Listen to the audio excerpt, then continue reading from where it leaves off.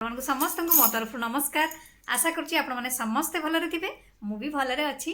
चलतु वीडियो आरंभ करवा किंतु वीडियो आरंभ करने पूर्वर जदि आपण मान भितर कहीं जदि आज मो चैनल नुआ था प्लीज प्रथम चैनल टी सब्सक्राइब कर दिंतु पाखरे थिबा बेल आइकन को क्लिक करंतु जहाँफल मो नुआ नुआ वीडियो नोटिफिकेशन आपण मान पाखरे खूब शीघ्र पहुंची जिवो आ आपण माने मते टिके सपोर्ट करि परिबे आगु को जीवा पई।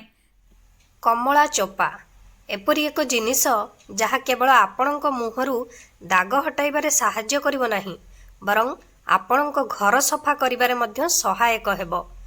कमला मध्य एही समय रे सस्ता अटे, तेणु चोपा को फपाड़िबा परिवर्ते आपण एहाकु घरे यूज करिबा उचित। ताहले चालंतु आज आमे वीडियो माध्यम जानिबा केमती आपण माने कमला चोपा को यूज करि परिबे घरे। सेथि पई कमला चोपा को आपण मानकु ग्राइंडिंग करिया पई पड़िबो, तार पाउडर बनेया पई पड़िबो, जहा को आपण वर्ष सारा गोटे कंटेनर रे रखी यूज करि परिबे। बहुत कम लोक जानती जे आपण निज बाथरूम को सफा करिबा पई कमला चोपा मध्य व्यवहार करि परिबे। कमला चोपा रे किछि उपादान अछि जहा जोटा कि आपणकर जो बाथरूम रे दाग लागि थाए पानी दाग ताकू सफा करिबारे से बहुत आपनको सहाय्य करि थाए।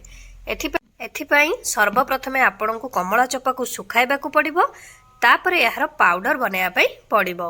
चलंतु केमती कोन सफा करिबा तार उपायटी भी जानिबा। प्रथमे आपण माने गोटे चामच लेंबू रस को 2 चामच कमला चोपार पाउडर सहित मिसांतु। वर्तमान यह मिश्रण को ब्रश साहाय्य जोटा कि आपणकर बाथरूम बेसिन हो किंबा टाइल्स हो किंबा फ्लोर टाइल्स या आपणकर वॉल टाइल्स जोठी भी आपण माने चाहिए लगे पारे, किंतु आपण माने लेंबू रस सहित कमला चोपार पाउडर को मिसेबे।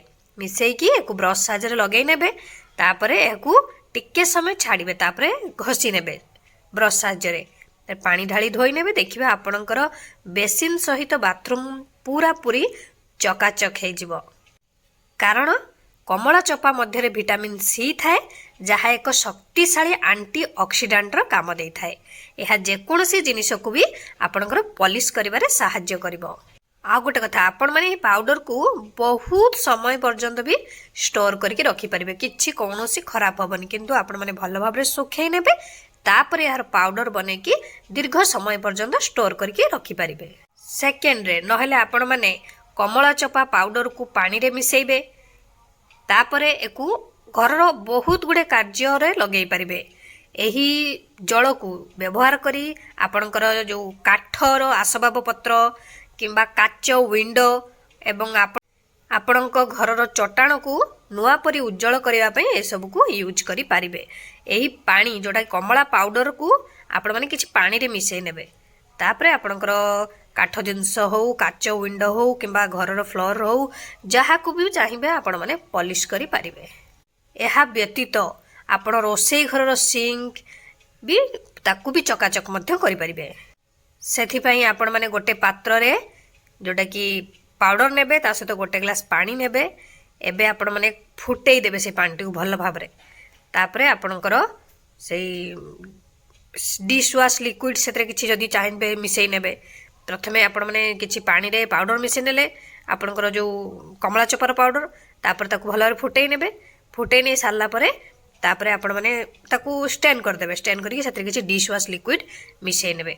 मिसै नै कि ताकू स्प्रे बोतल हो किंबा आपण माने चाहिबे आपणकर स्क्रबर साहाय्य नै कि लगेई पारिबे। लगेई कि आपणकर बेसिन को भी सिंक को भी सफा करि पारिबे। रोसई घरर जदि दाग तेलिया दाग हो कि जेकोसी जहाँ भी किसी दाग थाए सेठी भी आपण माने जो बनैले जो सॉल्यूशन टी जो लिक्विड टी ताको भी आपण माने सेठी लगेई पारिबे। जदि चाहिए हेतिरे आपण सर्फ भी मिसै पारिबे। जदि डिश वाशिंग लिक्विड न मिसौचंती तो सर्फ भी मिसै पारिबे। आउ जेतेबेले दागरे लगेबे जोटे रोसई घरे जोटी भी दाग अछि तो टिके टिके से ढालिबे, के समय वेट करिवे, तापर ब्रश साहाय्य भल भाबरे घसी ताको सफा कर देबे। देखिबे आपनकर सिंक हो किंबा आपनकर जो गैस पाखर जो स्लैबटा जोठी भी आपनकर झरका ए सब किछि आपनकर चकाचक हे जिवो ए सॉल्यूशन द्वारा। ता सहित आपण माने पुराना स्टील बोतल प्लेट किंबा ग्लास रे जदि आपनकर कलंकी दाग लागि थाए ताको भी रिमूव करि परबे। जदि आपण प्रतिदिन आपनकर बोतल सफा न करंती तेबे आपण एही पाउडर थ्रो भी आपण माने ଆପଣଙ୍କର ପାଣି ପିଇବା ବୋତଲକୁ ବି ସଫା କରିପାରିବେ। ଦେଖିବେ ୟା ଦ୍ୱାରା ଆପଣଙ୍କର ଦାଗ ଯେଉଁ ପାଣି ବୋଟଲରେ ଯେଉଁ ଦାଗ ଲାଗିଥାଏ ସେ ପୁରା ସହଜରେ ଚାଲିଯିବ। ସେଥିପାଇଁ ଆପଣମାନେ କ'ଣ କରିବେ ନା କମଳା ଚୋପାକୁ ତ ପାଉଡ଼ର ବନେଇ ଦେଇଥିବେ, ସେଇ ପାଉଡ଼ରକୁ ଏବେ ଗରମ ପାଣିରେ ଟିକେ ଫୁଟେଇ ନେବେ।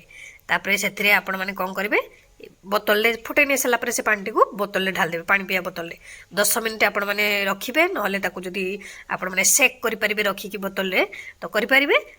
ତାପରେ କିଛି ସମୟ ପରେ ପାଣିଟାକୁ ବାହାର କରିକି ବ୍ରସ୍ ସାହାଯ୍ୟରେ ହାଲକା ହାତରେ ଏବେ ତାକୁ ସଫା କରିନେବେ। ଦେଖିବେ ପୁରାପୁରି ଆପଣଙ୍କର ପାଣି ବୋତଲଟି ଚକାଚକ ହେଇଯିବ, ଆଉ କୌଣସି ଦାଗ ବି ଲାଗିବନି, ତା ସହିତ ସ୍ମେଲ୍ ବି ଆଉ ହବନି।